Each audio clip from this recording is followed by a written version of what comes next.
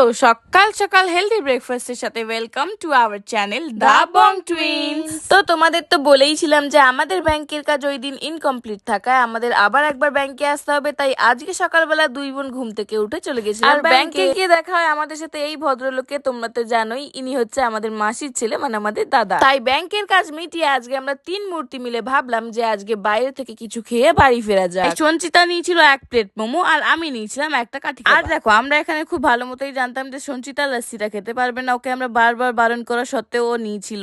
আর খেতে না পেরে হাতে করে টোটোতে নিয়ে উঠেছিল, তবে গায়ে হাতে ফেলিয়ে একাকার কাণ্ড করেছে। দেন পেট ভার থাকায় বাড়িতে এসে লাঞ্চ করা হয়নি। আর আমার মায়ের এই ফ্রেন্ড বেনারস গিয়েছিল, তাই মায়ের জন্য এই সুন্দর বেনারসিটা গিফট এনেছে। দেন সন্ধ্যেবেলা আমরা আবার বেরিয়েছিলাম। আসলে আমাদের কয়েকটা জিনিস কেনা ছিল, ব্লাউজের ভেতরে লাগানোর জন্য কাপড়, লেহেঙ্গায় লাগানোর জন্য কয়েকটা লেস, এইসবই কিনতে গেছিলাম। আর লেহেঙ্গার সাথে আমাদের এরম একটা লেস লাগানোর খুব ইচ্ছে ছিল, তাই আমরা ওদেরকে দেখাই যে এরম সিমিলার কিছু পাবো নাকি। আর ওরা আমাদের এই দুটো বার করিয়ে দেখিয়েছিল। আর এই দুটোর মধ্যে আমি একটা পছন্দ করে নিইনি, তবে সঞ্চিতার এগুলোর মধ্যে ভালো লাগছিল না। ও ভাবছিল যে ওর লেহেঙ্গার সাথে এগুলো লাগালে নাকি ভালো লাগবে না, তাই ও একটু আলাদা দেখছিল।